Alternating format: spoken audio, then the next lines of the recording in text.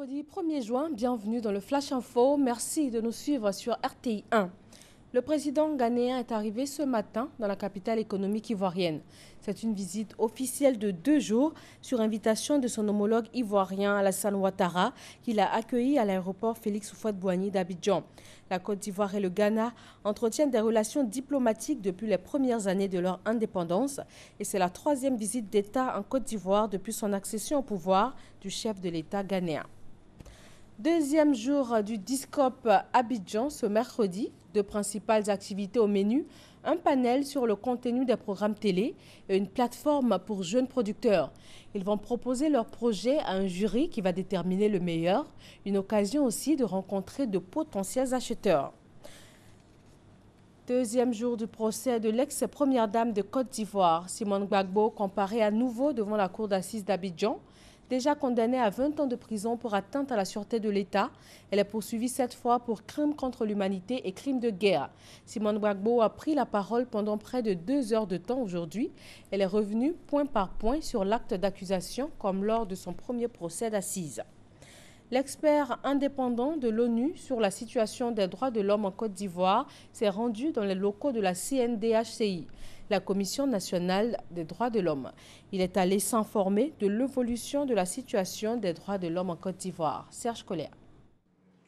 Face à face, expert indépendant de l'ONU, CNDHCI, la Commission nationale des droits de l'homme de Côte d'Ivoire. Mohamed Hayat et l'équipe de Namizata Sangaré ont échangé sur des sujets d'actualité. Le foncier rural, la révision de la Constitution, les facturations de la CIE, la compagnie ivoirienne d'électricité, les récents événements de Bouna, le phénomène des microbes sont quelques-uns des sujets abordés. Nous avons échangé effectivement sur l'opération épervier avec l'expert que nous saluons à sa juste valeur. Nous espérons que ces enfants bénéficieront d'un programme de réinsertion, n'est-ce pas, dans le tissu social. Il faut noter des bons points dans la gestion des droits de l'homme en Côte d'Ivoire, comme l'a signifié la Commission à l'expert indépendant de l'ONU. Pour autant, les mauvais points n'ont pas été omis. La Commission connaît quelques difficultés dans son fonctionnement et elle sollicite le soutien de Mohamed Hayat et de l'ONU. Cette institution devrait être plus indépendante, qu'on devrait lui donner les moyens de travailler pour pouvoir assumer sa responsabilité pour faire avancer le dossier des droits de l'homme dans ce pays. Selon la présidente Namizata Sangaré, pour l'efficacité de la CNDHCI, des commissions régionales seront bientôt installées. Cette réunion avec l'expert de l'ONU précède l'atelier de début juin au terme duquel la Commission nationale des droits de l'homme de Côte d'Ivoire entend faire des propositions au gouvernement sur la question du terrorisme.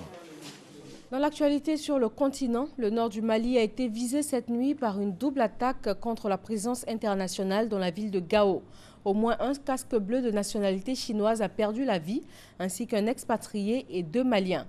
Une attaque au camion piégé revendiquée par la mouvance Al-Qaïda au Maghreb islamique AQMI. Du nouveau dans l'enquête sur le crash du vol d'Égyptair en Méditerranée avec 66 personnes à bord. Le signal détecté est bien celui d'une des 2 boîtes noires selon le bureau d'enquête et d'analyse français. Le navire de la marine française avait indiqué avoir capté dans la matinée des signaux probablement d'une des 2 boîtes noires. 2 départements français, le Loir et la Seine-Marne, sont en alerte rouge inondation.